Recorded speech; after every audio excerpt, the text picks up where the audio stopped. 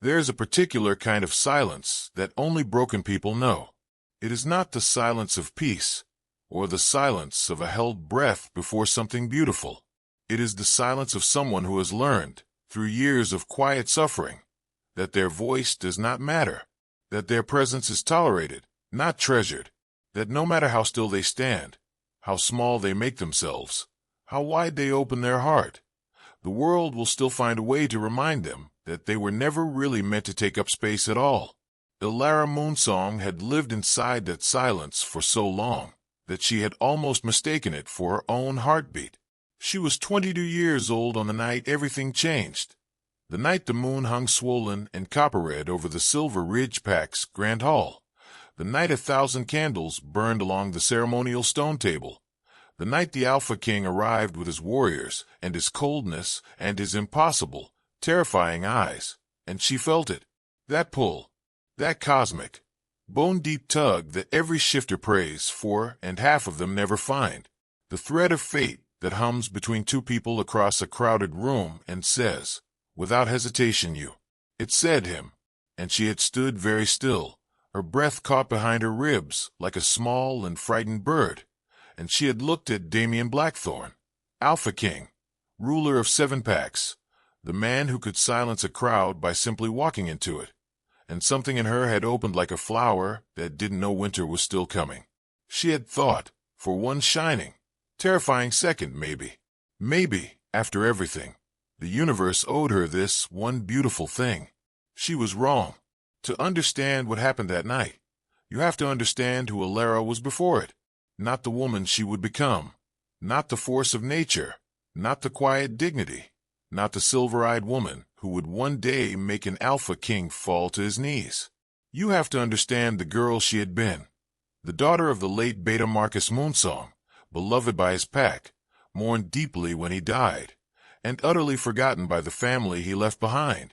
Her father had been everything, strong, gentle, principled, warm, the kind of man who remembered every person's name and asked about their children and brought food to grieving houses without being asked. When he died of a fever 3 days after Ilara's 7th birthday, the whole pack wept. She remembered standing in the rain at his graveside, small and soaked, not fully understanding yet that the warmth she had taken for granted had just been buried forever. Her father had remarried 2 years before his death, a woman named Helena, sleek and calculating, with 2 daughters of her own. The eldest was Cassandra, for years older than Ilara and built like a queen bee, beautiful in a way that knew itself, magnetic, possessive of every room she walked into. The younger was Petra, quiet and mean in the particular way of girls who have learned that cruelty earns approval. And Helena, their mother, had smiled at Ilara's father with all her teeth and spent the next 2 years watching, calculating, waiting. After Marcus died, Helena moved into the Beta residence and never moved out. The Pack Council, distracted by their grief and their politics and their loyalty to Marcus's memory, allowed it. And within a year, Helena had quietly, efficiently dismantled every protection Ilara had. Not dramatically, not with cruelty so obvious it could be called out, with paperwork, with whispered conversations, with the kind of social engineering that leaves no fingerprints. Ilara's inheritance, a modest trust her father had set up, was managed until it wasn't there. Her room in the residence was moved from the main floor to the attic. Her place at family dinners shifted from the table to the kitchen, and her status in the pack, which should have carried the weight of her father's legacy, was quietly, methodically eroded until she was simply the Omega, the forgotten one, the girl who served at gatherings, who repaired ceremonial garments, who kept her head down and her opinions to herself and asked for nothing. She had learned to survive by being invisible. But the moon had other plans. The Silver Ridge Pack had been chosen to host the Alpha King's annual gathering, a rotating honor, political as much as ceremonial, designed to remind every pack in the kingdom that their sovereignty existed within the bounds of Damien Blackthorne's will. He came every 3 years, moved through the hosting pack like a cold front, assessed what needed assessing, and left. He was not known for warmth. He was not known for laughter. He was known for efficiency, for judgment, and for a kind of ruthless fairness that kept the peace because it terrified everyone equally. Ilara had been assigned to work the preparation. Naturally, she spent 3 days before his arrival pressing linens, arranging flower arrangements of white wolfsbane and midnight rose, polishing silver candelabras that made her own pale reflection stare back at her. She did not expect to be in the room when he arrived. She had planned to finish her duties and disappear back into the attic before the ceremonies began. But fate is not interested in plans. She was replacing a candle on the far end of the great hall when the doors opened. She didn't look up at first. She was concentrating, her hand steady, her mind quiet in that particular way she had learned to achieve. A kind of deliberate blankness, a practiced emptiness, the mental equivalent of holding very still so the world would not notice you. And then it hit her, like a wave, like a bell struck inside her chest, like the first breath after being held underwater for far too long. The scent cedarwood and cold mountain air and something darker, electric, alive, crashed into her, and she felt her knees actually buckle slightly, and she pressed one hand to the table to steady herself and slowly, helplessly, looked up. He was already looking at her. Damian Blackthorne stood in the entrance of the great hall, flanked by 4 warriors, dressed in dark formal, where that moved like shadow around him. He was taller than she had expected from stories alone, broad-shouldered, sharp-jawed, with silver-gray eyes that were exactly the color of a sky about to break open with lightning. He was 30 years old and had been Alpha King since he was 24, and he carried the weight of that office in every line of him, in the set of his jaw, in the economy of his movements, in the way the air in the room seemed to tighten when he walked through it. And he was staring at her, not the curious stare of a man noticing a servant, not the dismissive flicker of someone's gaze passing over someone unimportant. He was staring at her the way she was staring at him, with that unmistakable, helpless, undeniable recognition that every shifter knows means only one thing. Mate. The word moved through the room before either of them said it. The nearest warriors noticed the stillness in their king. The pack members closest to the door noticed the direction of his gaze and followed it. To Ilara, standing at the far end of the hall in her simple gray dress, a candle in one hand and her whole world rearranging itself around her, she waited. Her heart was a thunder in her ears. Her wolf, the quiet, patient, deeply loyal creature who had lived inside her since childhood, always gentle, always watchful, stirred for the first time in years with something that felt like joy, like recognition, like home. And then she watched it happen. She watched it cross his face, not slowly, but in stages, like a door closing one lock at a time. The recognition, the pull, and then, right behind it, something colder, something that looked, to her practiced eye for reading rooms and people and the moods of those who held power over her, like calculation. His jaw set, his eyes moved over her, the simple dress, the work-roughened hands, the single braid she had worn because there was no one to help her with anything more elaborate, the dust from the preparation work still on the hem of her skirt.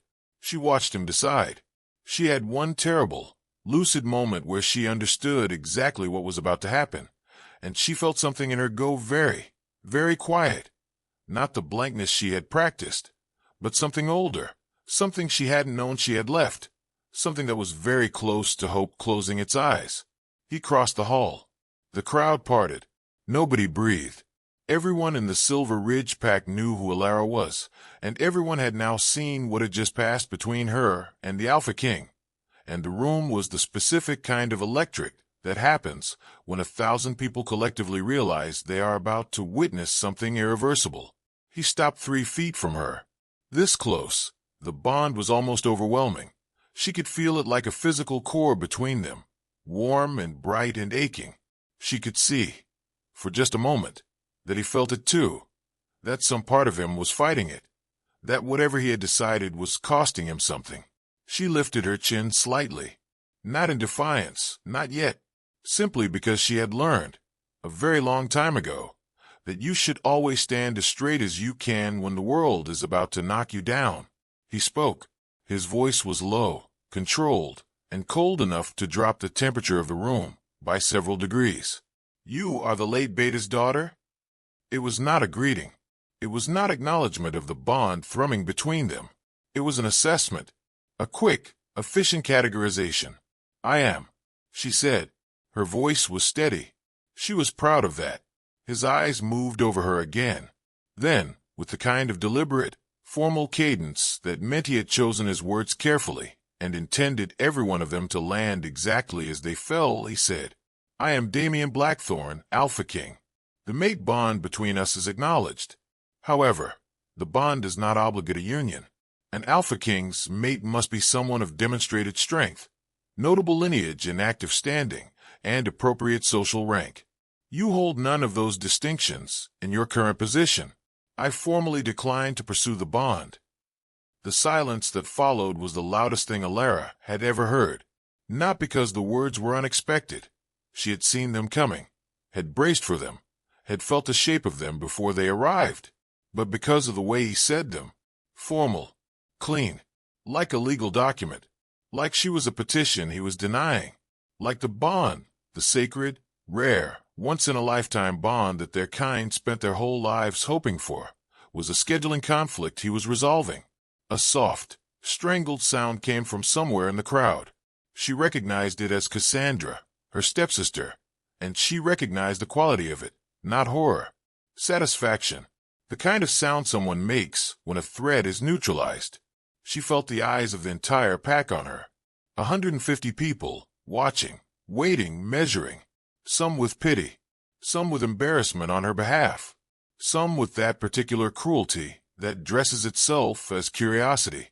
And in the front of that crowd, Helena, her stepmother, wearing a small, contained smile that she had not quite managed to hide. Alara looked at Damian Blackthorne for a long moment. She studied his face, the set jaw, the careful blankness he had arranged there, the deliberate refusal to look directly into her eyes for more than a second. She noticed his right hand had closed into a fist at his side, and she noticed, because she was very good at noticing things that people believed no one was watching, that the fist was pressed hard enough against his thigh that his knuckles had gone white. She said nothing, not one word.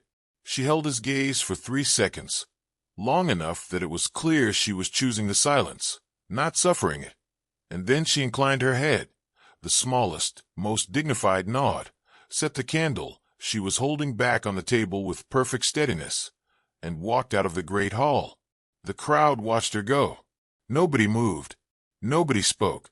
The doors closed behind her with a soft, final sound, and in the silence she left behind, in the enormous room full of powerful people, the Alpha King stood exactly where she had left him, and something was wrong with his face, something no one in that room had ever seen before, a crack in the composure, a flicker of something raw and unnameable, there and gone so quickly that most people would later convince themselves they had imagined it. He turned away. He resumed his entrance. He spoke to the pack leaders. He ate at the table. He conducted his business.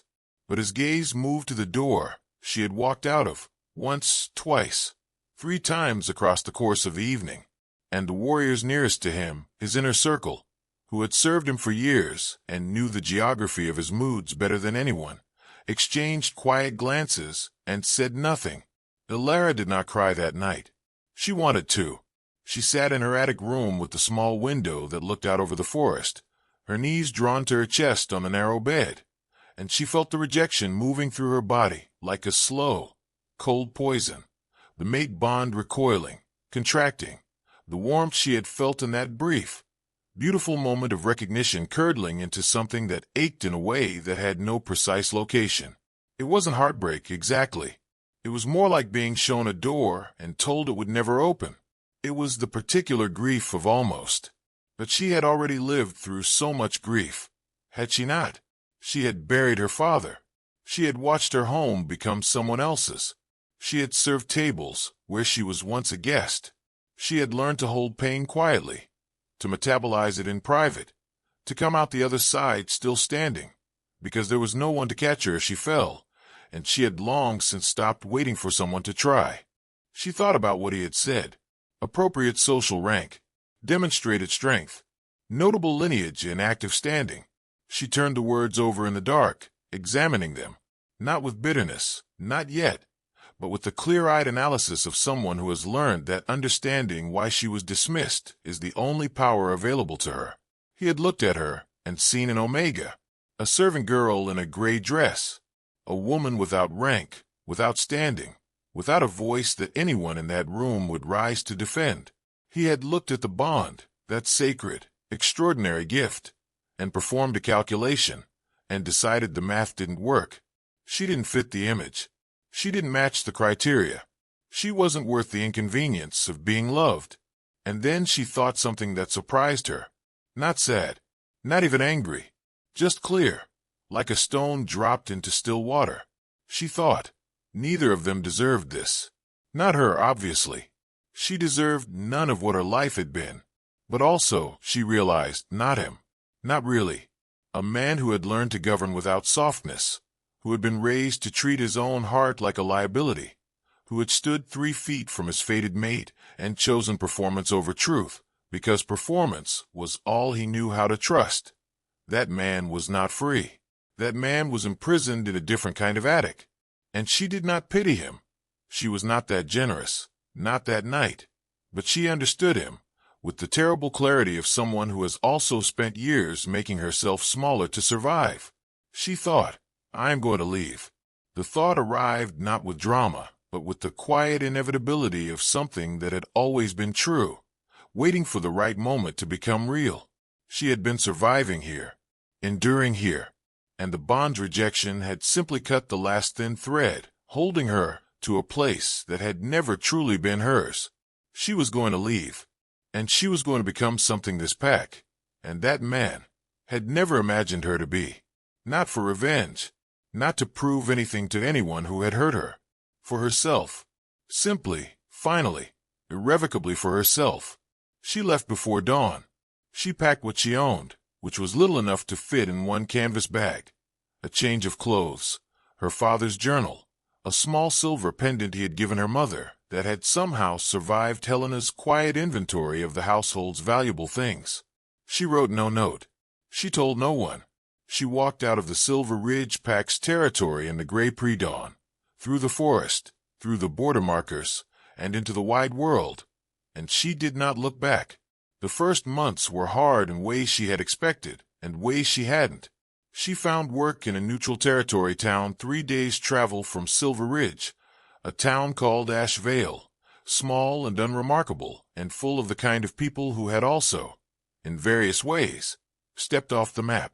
She worked in a bakery at first, then in a herbalist's shop, and she slept in a small rented room above a bookstore, and she was poor and tired, and sometimes profoundly lonely. But she was free. And freedom, she discovered, felt like something she hadn't known she was missing until it was in her lungs. She made decisions, small ones, enormous ones, without calculating how they would be received. She spoke her opinions to people who actually asked for them. She laughed at things without monitoring whether her laughter was appropriate. She ate at the table instead of in the kitchen. She slept when she was tired and woke when she was ready, and slowly, the practiced blankness she had worn for 15 years began to soften into something else. Her wolf, too, began to change. She had always been told that she was an omega, the lowest designation in pack hierarchy, soft-natured, weak-wolfed, unsuited for anything requiring strength or command. She had believed it because it was all she had ever heard. But here alone, without the weight of that designation pressing down on her, she began to discover that her wolf was something quite different from what she had been told. Her senses were sharper than most shifters she encountered. Her instincts were extraordinarily accurate. She would know, minutes before it happened, when weather was turning or danger was approaching or someone nearby was sick or sad or afraid. And her wolf, who had always been quiet, always waiting, was not weak. She had simply been conserving herself, like a river held behind a dam, patient and accumulating, waiting for the moment when the wall would finally come down. She met Mira in the 4th month. Mira was 60 years old, a rogue wolf who had left her pack 30 years prior, a former healer and scholar of wolf history, and a woman of such calm, imperturbable wisdom that being in her presence felt like standing in the eye of a storm. She lived alone in a stone cottage at the edge of Ashvile's forest with a dozen cats and an enormous personal library and a vegetable garden that produced things that had no business growing at that altitude. She took one look at Alara and said, without preamble, "You're a silver wolf." Alara blinked. "I beg your pardon?" "Your wolf. She's silver-blooded. Old bloodline. Rarer than most people realize because packs stopped recording it 3 generations ago." Mira looked at her with the kind of assessing attention that was entirely different from how Alara was used to being looked at. Not calculating, not dismissive, but genuinely curious. "Someone told you that you were an Omega." "Everyone told me I was an Omega." Mira turned back to her garden as though the conversation was settled. That was convenient for someone, I imagine. It was Mira who explained to her what a silver wolf was. Not in terms of power, though power was part of it, but in terms of what it meant, historically, to carry that bloodline. Silver wolves were healers and truth-tellers, and occasionally something the old texts called anchors, beings whose presence stabilized the emotional and spiritual balance of a pack. They did not dominate through force. They did not need to. Their authority was of a different kind, the authority of grounded truth, of clear seeing, of an emotional intelligence so precise it could cut through lies the way a scalpel cuts through tissue. The records Mira showed her, dusty and old and written in a hand that predated modern pack organization, suggested that silver wolves had often been the true, unofficial center of a pack's health, the ones whose departure sent a pack into a slow, unnoticed unraveling, the ones whose bonded mates, if they rejected them, did not simply move on. They deteriorated. Not immediately, not even quickly, but steadily, like a structure from which a load-bearing wall has been quietly, invisibly removed. Alara sat with that information for a long time. She did not feel triumphant. She felt, if anything, something more complex and more private. A slow, deep grief for the girl who had believed she was nothing for 22 years. For all the years she had spent making herself small to survive a house that had deliberately misnamed her, misclassified her, hidden what she was so that she would stay manageable. And beneath that grief, something new and green and fierce, the beginning of knowing who she actually was. She began to train with Mira, not in combat, in herself, in the language of her own instincts, in the history of what her bloodline meant and what she carried. She ran in wolf form every morning, longer and farther each week, and her wolf shook off the last of the domesticated stillness that years of suppression had built into her and became what she had always been underneath. Swift and sure and silver bright, with eyes the color of a full moon reflecting in still water. She grew. She healed. She became. And a year passed. Then 2 years, 1 month, and 9 days after she walked out of the Silver Ridge Pack's great hall, without a word, Alara received a letter. It was from Luca Dawnfield, a young beta who had been, in her memory, the only pack member who had ever quietly treated her like a person rather than a piece of furniture. He had been 13 when she left, and she had not expected him to find her. But he had, apparently, spent considerable time and effort doing exactly that, and the letter was written in an urgent, cramped hand that told her immediately that something was wrong. The Silver Ridge Pack was deteriorating, not through war, not through any external pressure, but from the inside, a slow, inexplicable unraveling of the bonds that held the community together. Fights that had no good reason, an unusual cluster of illnesses in the elder wolves, a persistent restlessness, a loss of direction, a hollowness that the pack members felt and couldn't name. The pack healer had tried everything she knew. Nothing held. And the Alpha King, who had not left, who had extended his stay at Silver Ridge for reasons that he had offered no public explanation for, who had been seen in the early mornings walking the edge of the territory line alone in a way that his warriors found deeply alarming. The Alpha King was not well. Luca had written.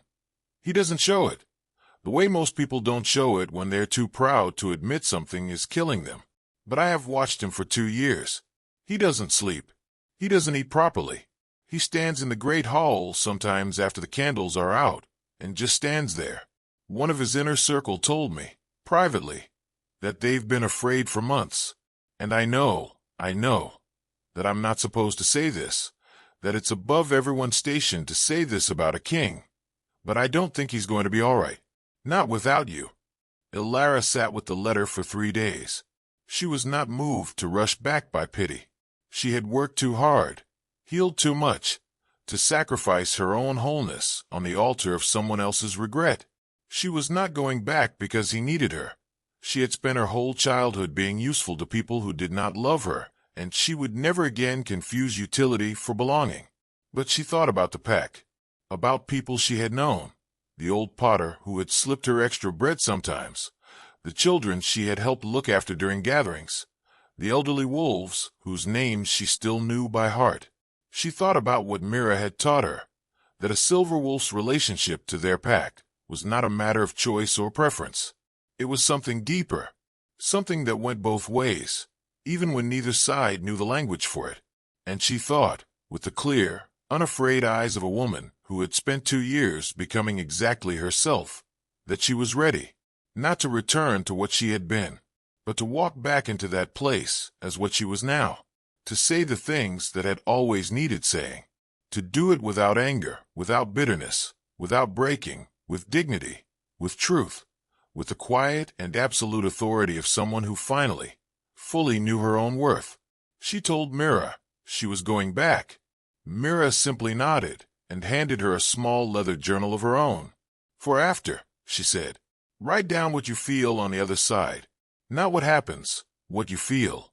So you remember that it was yours. Ilara packed her bag, the same canvas bag, though everything in it was different now. She added a few books, Myra's journal, her father's journal, the silver pendant. She dressed carefully the morning she left, not to impress anyone, but because she had learned that how you dress for a moment is sometimes how you tell yourself who you are in it. She wore deep blue, soft but structured, and she wore her hair loose for the first time in years, silver-streaked now from her wolf's true nature, finally surfacing in her human form, a single bright thread of it at her temple, unexpected and luminous. She walked back toward Silver Ridge, and the morning felt like a beginning. News traveled faster than she did. By the time she reached the outer border of Silver Ridge territory, she could feel the shift in the energy of a land beneath her feet. Packs are territorial in ways that go below language, and she felt the packs distress the way you feel a low note vibrating through a floor. Unsettled, searching, missing something it could not name. She paused at the border marker, a carved stone pillar she had walked past hundreds of times without thinking about it, and placed her hand flat against it and felt the territory's recognition of her. Old instinct, old magic, older than any king's decree. She was of this land, born of it, and it knew her. Something in the stone seemed to warm slightly under her palm. Her wolf was calm, centered, ready. She crossed the border. The first person she encountered was one of the patrol wolves, a young man she didn't recognize, newly ranked by the look of him, who stopped and stared at her with wide eyes in a way that suggested her arrival had, perhaps, been expected in the way that things are expected when everyone has been quietly hoping for them. You're her, he said, not unkindly, more like someone confirming something they had convinced themselves was impossible. I am, she said, with a small, genuine smile. Is the pack in the great hall? He nodded, staring. She walked past him, into the territory, toward the cluster of buildings at the pack center, and she was aware, with extraordinary sensory precision her wolf now ran at, of the ripple her presence made. Like a stone in water, she could feel the recognition spreading outward as she walked, pack members pausing in whatever they were doing, turning, feeling the particular resonance of a silver wolf entering a territory that had been starving for exactly that frequency. She felt them notice her, and she did not shrink. The great hall. She had thought about this moment for 2 years, had imagined it in dozens of different ways, dramatic versions, Quiet versions. Versions where she was cold, and versions where she was warm, and versions where she said nothing at all. And now that she was here, walking through the same carved doors she had walked out of 2 years ago, she found that the scene in her imagination dissolved, and there was only the present. The smell of candle wax and old wood. The murmur of voices that died one by one as she stepped inside. The gold afternoon light coming through the high windows and long, slanted columns, and the particular, ringing silence that fell as the room registered who had just walked in. It was a packed gathering, not ceremonial, just the routine kind. People conducting daily business, sitting at tables, speaking with the sub-alphas. And Damian Blackthorne was there. Of course he was, standing at the head of the long council table, his back partly to the door, in conversation with the pack's head elder. He went still before he turned around. She watched him go still the way she had once watched a man decide to close a door, except now the door was opening, and he had not been prepared for it, and the stillness was not controlled. It was arrested. It was the stillness of a man whose body has recognized something before his mind is caught up, and whose mind, when it does catch up, does not know what to do with the recognition. He turned. The room was not breathing. He looked at her, and she looked at him, and 2 years of separation compressed themselves into a single, almost unbearable second. She had changed. She knew she had changed. She had watched herself change, had felt it in the marrow, had measured it in the quality of her own thoughts. But seeing it reflected in his eyes, watching him look at her and find something wholly different from the gray-dressed girl he had categorized and dismissed, was something she had not entirely prepared for. His warriors, she noticed peripherally, had moved, not toward her, closer to him, as though they were ready to catch him. She walked into the room. She took her time, not to be theatrical. She genuinely was not performing. She moved with the unhurried, grounded confidence of someone who knows where they are going and is not afraid of what they will find when they arrive. She stopped approximately 10 feet from him, the same distance he had crossed to reach her 2 years ago, and she met his eyes and held them with steady silver ones of her own, and she waited to see if he would speak first. He looked as though he had forgotten how to. A sound at the edge of the room. Cassandra had stood up from her seat at one of the side tables, her face a complicated arrangement of shock and something that might have been fear. Helena was next to her, older, a little grayer, wearing an expression that Alara recognized as the look of a woman whose calculations had just failed, and Petra beside them, perfectly still, watching. Alara's gaze moved to them, briefly, clearly, without heat. She simply looked. She let them know that she saw them. All of them. Completely. And then she turned back to the Alpha King. She spoke. Her voice was measured and warm and completely controlled, and it filled the room without effort, the way a silver wolf's voice fills a space, resonating with something below the register of normal hearing that every wolf in the room felt in their chest. I didn't come back to cause trouble. I didn't come back for an apology, or an explanation, or a reversal of anything that was said the last time I stood in this room. She paused. In the silence, she could hear the room's held breath. I came back because this pack is struggling, and I carry something in my bloodline that this territory is asking for, and I have enough love for these people, for the ones who were kind to me, and even for the ones who weren't, to answer that call. That is the only reason I am here. Still nothing from him.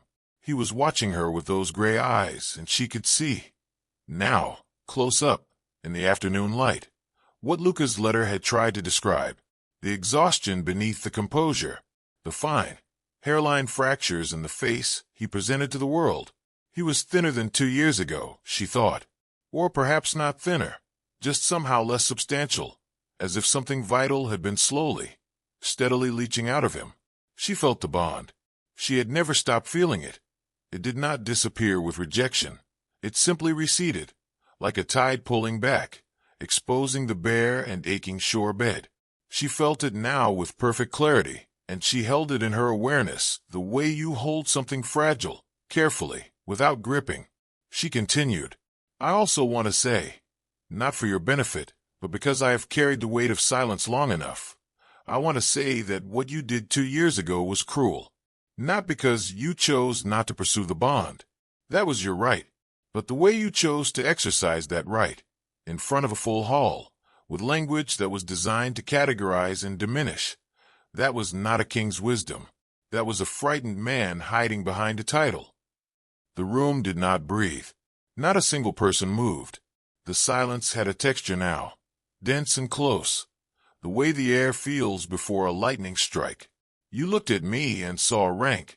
You saw a gray dress and a poor lineage record, and a family that had spent 15 years erasing my father's legacy. You did not look for what was underneath, because it would have required you to believe that something worth finding could exist in a person the world had told you was worthless. That says very little about me, she said, and her voice stayed steady, stayed warm, stayed absolutely and finally unafraid, and quite a lot about what was done to you, long before I ever walked into your life. Something happened to his face. She watched it happen, and she understood it in her bones, the way she had come to understand so many things in 2 years of quietly becoming herself. He had arranged himself for this moment without knowing it was coming, had dressed himself in composure the way she had once dressed herself in invisibility, and what she had just said had found the exact seam in that armor and gone through it cleanly, without violence, the way truth operates when it is spoken by someone who is not trying to wound. His jaw moved. Something in his throat moved. He did not speak. "I forgive you," she said. Simply. Completely. The way she had practiced saying it in the privacy of Myra's cottage, not as a performance, but as a release, as something she was doing for herself, not for him, because she had learned that carrying unforgiveness was not protection, it was weight, and she had carried enough weight for other people's choices in her life. "I forgive you," she said again, "and I do not need anything from you in return for that. It is simply what I choose." And then she turned, just slightly, to include the room, to include every pair of eyes that had watched her walk out of this hall 2 years ago without a sound, every person who had pitied her or dismissed her or simply not intervened when they perhaps could have.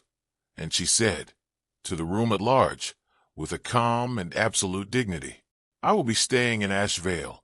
I am opening a healing practice there, and my door will be open to any pack member who needs support. The territory is unwell, and I can help with that.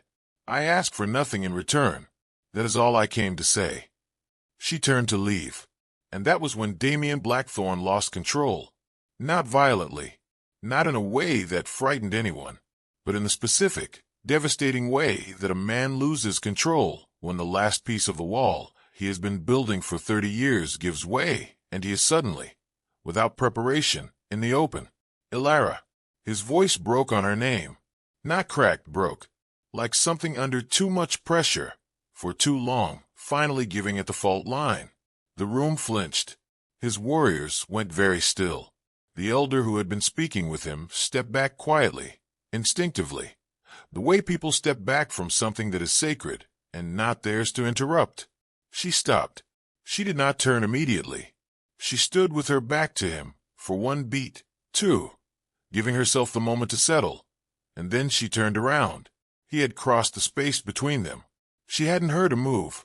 He had always moved quietly for a man his size, and he was standing in front of her now, close, and she could see everything. Everything he had not shown the room in 2 years, everything he had not shown anyone, probably, and much longer than that. His hands were at his sides, and they were shaking, not dramatically, not visibly from any distance. She could see it because she was close, and because she was a silver wolf, and because she had learned, in the years of her childhood, to read the fine tremors in the composed surfaces of people who had decided long ago that feeling things was not allowed. His eyes were extraordinary, she thought. They always had been. But now, stripped of all the calculated distance he kept in them, they were just his.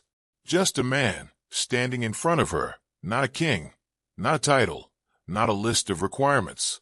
A man, 32 years old, who had done something irrevocable and had spent 2 years living inside the consequences without a language for why it was destroying him. "I was wrong," he said. His voice was very low. The room was so quiet that it didn't need to be louder. Not in the way I said it to you. I was wrong about all of it. About what strength looks like. About what kind of mate a king needs. About... He stopped. His jaw worked. I have spent 2 years, he said, and the words came out carefully, like each one cost him something. Trying to be certain that what I felt was only the bond, that it would pass, that I was too logical to be, unmade by something I had chosen to refuse. A pause. It did not pass. She watched him. The bond did not diminish. My ability to think clearly, without you, did not return. The work that I do, the governance, the decisions, the things I have spent my whole life preparing for and believing were the only things that mattered. None of it has the weight it used to have. It is as though something that was supposed to be load-bearing in me is just absent, has been absent since the night you walked out of this room. And I stood here and told myself it was adjustment. And then I told myself it was workload. And then I ran out of things to tell myself, and I just stood here. He took one breath. Then, I did not treat you with dignity. I did not see you. I had all the information I needed to make a decision about your worth in the first 5 seconds you held my gaze. And I ignored it, because it was inconvenient, because I had built a picture in my mind of what my life was supposed to look like. And you did not fit the picture. And I chose the picture over you. Over the only person the universe ever specifically crafted to be mine. That is. He stopped, and something moved across his face that was bleak and searching. The greatest mistake of my life. And I have made mistakes with significant consequences, and I know the weight of that category. And this is still the greatest one. The room remained frozen. No one moved. Even the light through the windows seemed to have stopped shifting. His warriors, 4 of them, hardened men who had followed him through 7 years of kingship, were watching him with an expression that no one who knew them would have expected to see on their faces, something that looked very close to relief, as if they had been waiting for him to crack open for a very long time, and were grateful that he finally had. Ilara looked at him for a long moment. The bond between them had gone from a quiet ache to something warm and trembling and asking. But she was not a woman who let a bond override her own clarity. Not anymore, not ever again. She looked at him the way she had learned to look at everything, fully, without flinching, seeing both what was there and what might need to change, and holding both with equal honesty. She said quietly, I believe you. I believe every word of that. And it matters, not because it undoes what happened, but because truth told clearly always matters. A breath. But I need you to understand something. I am not the girl who left this room 2 years ago. I do not need saving. I do not need your rank, or your territory, or your protection. I have built a life, and it is mine, and it has value entirely apart from you. Whatever happens between us, if anything does, it will be between equals, not a king and a servant, not an alpha and an omega, 2 people who choose each other with full sight. Those are my terms, not conditions for earning my affection, just the truth of what I know I deserve. He did not hesitate, not for 1 second. Yes, he said, and then, with a steadiness in his voice that was different from his earlier control, not performed steadiness, actual steadiness, the kind that comes from a man finally, for the first time in perhaps his entire life, being completely certain of what he wants. I know what you deserve. I knew it the moment I saw you. I was simply too afraid of what it would cost me to acknowledge it. I am done being afraid of that cost. The room exhaled. It was not a dramatic sound, more like the soft release of a breath held for 2 years by 150 people who had been, in their varying ways, waiting for this. Even the elder, dignified and formal, had pressed one hand to his chest in a gesture that looked involuntarily like gratitude. Cassandra stood at the edge of the room with her arms crossed and her face closed, and said nothing. Helena had sat back down and was looking at her hands. And Petra, small, mean Petra, who had never once in her life said a kind word to her stepsister, was crying quietly. And whether it was regret or simply the overwhelming emotional pressure of the moment, Ilara let it be, because she was done carrying other people's stories about her alongside her own. There is a moment, in the healing of very deep things, when the pain does not disappear. It simply becomes navigable. When you can look at the shape of everything that hurt you and see it clearly and say, "This happened. This was real. And it did not break me. And from here I can choose what I build next." Ilara stood in the great hall of Silver Ridge, in the afternoon light, with the bond humming warm and steady between her and the man in front of her, and she felt that moment, felt it like the first note of something that had always been the right key, played at last. She did not fall into his arms. That was not who she was, not now, not after everything she had carried, and set down and carried again and finally put on the ground for good. Instead, she did something that surprised him, and perhaps even surprised herself. She held out her hand. Simply, the way you hold out your hand to someone you are choosing to walk with, not as a surrender, not as a formality, just as the first gesture of two people deciding to try. He looked at her hand, and then he looked at her face, and something came undone in him, the last of it, the very last locked thing, and he took her hand in both of his, carefully, as if she were something he had been given a second chance with, and was not going to treat as anything less than extraordinary. The bond settled, not blazed, settled, went from aching absence to warm, thrumming presence, like a fire that has been burning in the wrong hearth, suddenly finding its proper place, and becoming steady and clear and quietly, enduringly bright. The pack felt it. Wolves are not subtle creatures in matters of the spirit, and a bond acknowledged and accepted between an anchor wolf and an alpha king in a pack's own hall is not a private experience. It moved through the room like a wave of clean air, and people who had been quietly ill for 2 years felt something ease in their chests, and elders who hadn't slept properly in months felt the knot behind their breastbones loosen, and children who hadn't known anything was wrong but had been slightly too anxious for slightly too long looked up from their corners of the room and smiled at nothing in particular. The pack was coming back to itself. What followed did not happen in a day, or a week, or even a single season.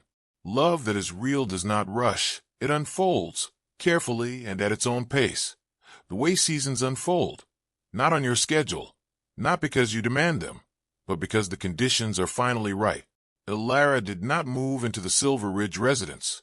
She kept her cottage in Ash Vale, and she opened her healing practice exactly as she had said she would, and she built something that was entirely hers, a place of extraordinary quiet and extraordinary purpose, where pack wolves and rogue wolves and humans and the occasional shifter from distant territories came to sit with their pain and find that it had weight, but not permanence. She came to Silver Ridge several times a week, not because he needed her there, or not only because of that, but because the pack needed its anchor, and she had accepted that role with clear eyes and willing hands and the particular grace of someone who has learned the difference between giving from abundance and giving from depletion. She attended gatherings. She sat at the council table, not at his right hand, not in a symbolic position, but in a chair she had chosen for herself, and she spoke when she had something to say and was silent when she didn't. And the quality of both her speech and her silence was such that people began to orient toward her the way they orient toward something true. Damien came to Ash Vale, too, without announcement usually. He was not a man who had learned how to be casual, and his early visits were slightly formal in a way that made her want to smile, watching him navigate the ordinariness of sitting in her kitchen while she made tea and listening to a clock tick and not having an agenda. He was, she discovered, unexpectedly curious about everything she had learned in her 2 years away. He asked about Mira with genuine interest. He read the books she lent him with a focus that was total and slightly intense in the way that very intelligent people become total and slightly intense about things that genuinely engage them. He asked her questions that suggested he had been thinking about whatever they'd last discussed in the interval between visits, turning it over, examining it from angles. He was, she found, a genuinely remarkable person underneath the king. Not without flaws. She would have been suspicious of something flawless. He was impatient sometimes, and too accustomed to decisions being executed without question, and he had a habit of going cold and remote when he was afraid of something, which she now recognized for what it was, but which still required her, occasionally, to say quietly, "You're doing the door thing." And he would stop and look at her, and take a breath and open. She was not without her own difficult edges. She had learned to protect herself so thoroughly that there were days when she could feel herself pulling back from warmth before she had consciously decided to, a reflex built over decades that required deliberate, patient retraining. There were nights when the bond felt almost too much, when the closeness of it after so many years of isolation was as alarming as it was beautiful, and she had to remind herself that allowing someone in was not the same as surrendering herself to them. That love, between two people who had earned their own wholeness separately, was additive, not consuming.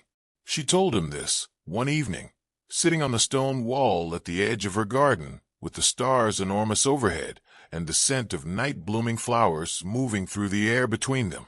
She told him that she had been afraid of him, not just because of what he had done, but because of what the bond represented, the terrifying possibility of needing someone, of being known all the way through, of letting herself be held by something she couldn't control. He said, very quietly, that he understood that fear precisely, that it was the reason he had made the choice he made in that hall 2 years ago, that the bond had felt, in the moment of recognition, not like a gift, but like a threat to every wall he'd ever built, and that he had reacted to it the only way he knew, with preemptive control, with efficiency, with a door firmly closed. "I think," he said, turning his silver-gray eyes to her in the dark, "that we were both trying to survive the same thing, in opposite directions." She considered that. And now, he was quiet for a moment, not the performed quiet of someone choosing their words for effect, the genuine quiet of someone reaching for something true. "Now I think we have the rare and extraordinarily terrifying option," he said, "of actually choosing each other. Not because the bond compels it, not because the pact needs it, not because my council is tired of watching me stand in empty halls at midnight and would really like their king to stop being visibly broken." She laughed. It surprised her, how completely she laughed, full and unguarded, the kind of laughter she had learned in Ashvale but still sometimes forgot she was allowed. His expression when she laughed was, she would think about it later, lying in her bed with the night sounds of her forest around her, was the expression of a man encountering something he had decided was impossible and discovering it was simply there, in front of him, real and laughing and entirely his if he was brave enough to hold out his hands. "Actually choosing each other," she repeated, tasting the words, finding them, to her considerable surprise, entirely without fear. "Yes," he said. She looked at him, the Alpha King, the frightened man, the remarkably curious person, her mate, a human being as complicated and as made of old wounds as she was, sitting on a stone wall in her garden at midnight, and waiting to see what she would say. She said, "Then yes." The formal acknowledgment of their bond happened 6 months later, in the Silver Ridge Great Hall, under the same copper moon that had been hanging overhead the night they first found each other. Elara insisted on the simplicity of it, no political ceremony, no display designed to perform anything for any audience. Just the pack gathered in the hall, candles lit, and 2 people standing in the center of it, and saying clearly to everyone present and to each other, "I choose this. I choose you." With full sight. She wore silver, her wolf's color, her truest color, a dress the color of a full moon that she had chosen herself, with no one telling her what was appropriate or seemly or becoming. She wore her hair loose and silver-streaked, and she stood in the center of that hall, the same hall she had walked out of 2 years ago in silence, and she stood as though she had always belonged there, because she had. She always had. It had simply taken the world long enough to notice. Damien took her hands, and she felt, through his palms, through the bond, through the extraordinary attunement of a silver wolf to the emotional truth of everything around her, that he was genuinely, completely, without performance or armor, happy. Happy in a way that had the quality of someone who did not quite believe they were allowed to be, and had decided to be anyway. She looked up at him, and she thought, This is what I waited 24 years for. Not him. Not any specific person or face or name. But this. This exact quality of being chosen by someone who sees you entirely and still reaches. And she thought it was worth every day of the wait. Not because the pain was necessary.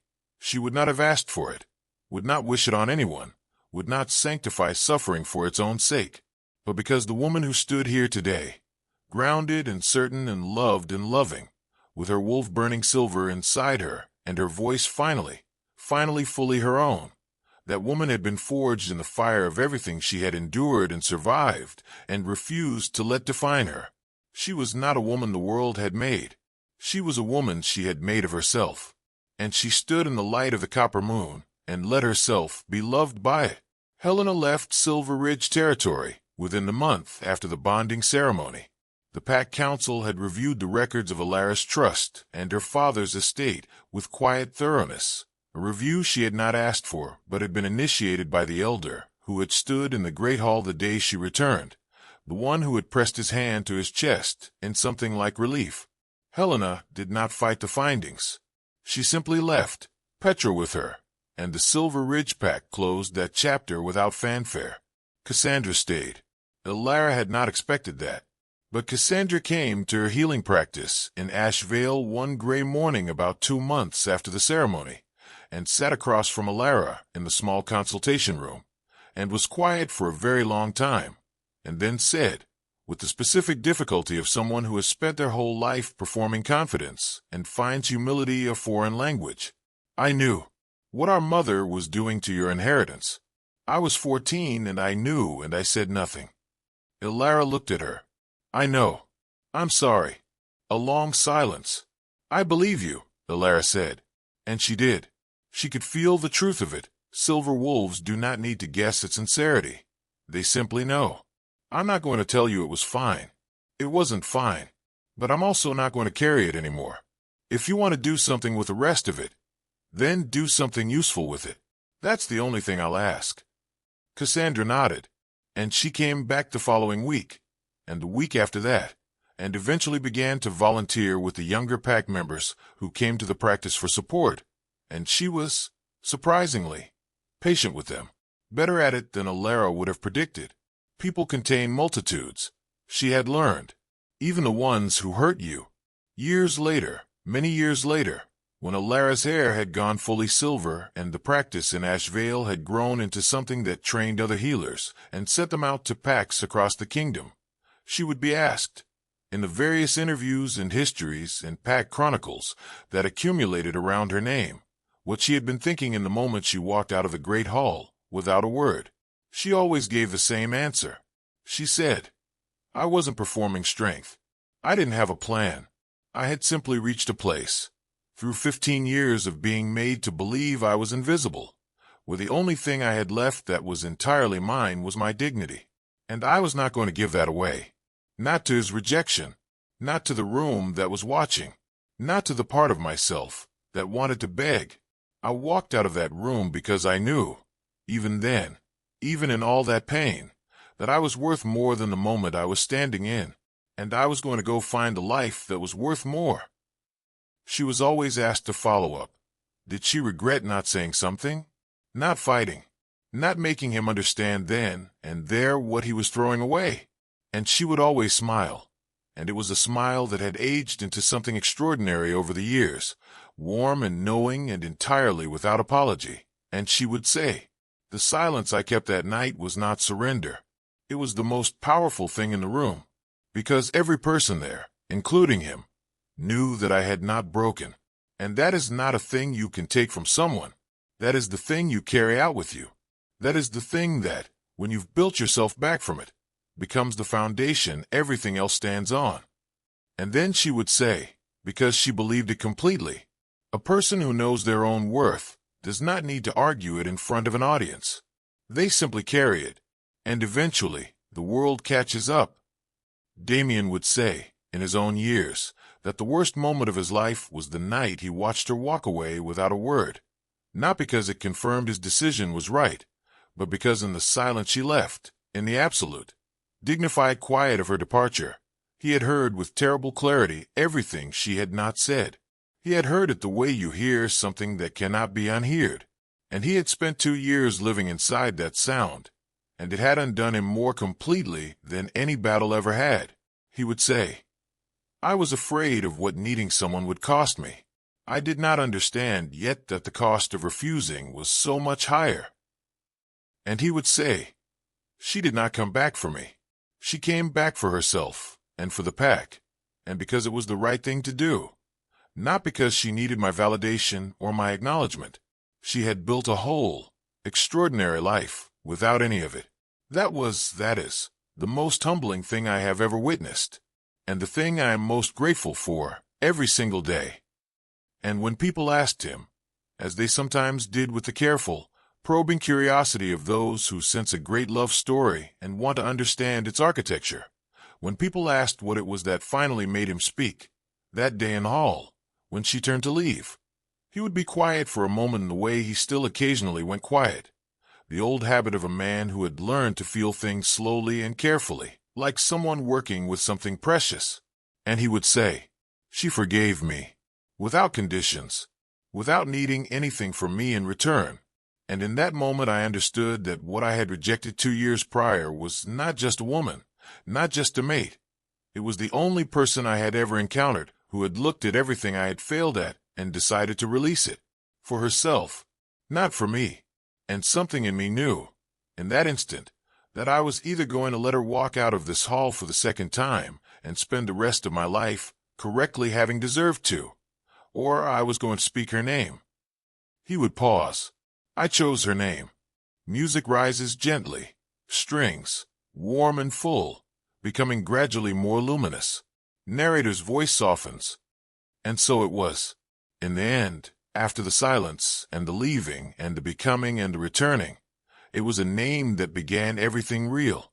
Not a treaty, not a ceremony, not even the bond itself, which had always been there, patient and waiting and quietly insisting. Just a name, spoken in a broken voice by a man finally learning the language of his own heart, to a woman who had long since made herself complete, but who was, as it turned out, also willing to make space for something beautiful. They were not perfect people. They did not have a perfect love story. They had a real one, built of hard truths and old wounds and the slow, careful work of choosing each other not once, but every day, over and over, in the ordinary moments and the difficult ones and the luminous ones. They had the kind of love that knows what it costs and pays it willingly. They had the kind of love that had been tested before it began, tested by absence and rejection, and the years it took for two people to become worthy of what they were offered, and had survived the testing not intact, not unblemished, but stronger in all the broken places, the way old metal is strongest where it has been forged and hammered and made to endure. Ilara Moonsong, who had been told she was nothing and discovered she was an anchor, who had walked out of her room in silence and walked back into it with her voice fully her own. She loved him, not because the bond demanded it, not because she needed him to complete her, not because the universe had pointed a finger and said him. She loved him because she had taken the time to know him, all the way down to the frightened boy and the composed man, and she had decided that what she found there was worth the risk of being held. And Damien Blackthorne, Alpha King of 7-packs, who had governed without softness for so long that he had forgotten softness, was a kind of strength. He loved her with the totality of a man who had nearly lost something he didn't know was the center of everything. He loved her with the humility of someone who had been corrected by life and had chosen wisdom over pride. He loved her with his whole flawed, relearning self. And in the Silver Ridge Great Hall, and in the cottage in Ash Vale, and in the early mornings when the territory lay quiet and silver-misted around them, and in the long evenings when they talked about everything and nothing, and the fire burned low, and neither of them moved to end the conversation. In all of that, there was something that had no name more specific than, "This is right. This is real. This is what we came through everything to find."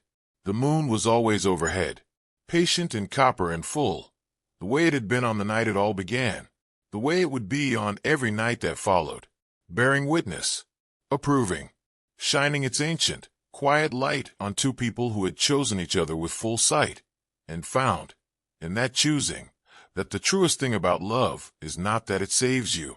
It is that it finds you after you have saved yourself. And it says, I see you. All of you. And I am not afraid. And you say the same. And that is enough. That is everything.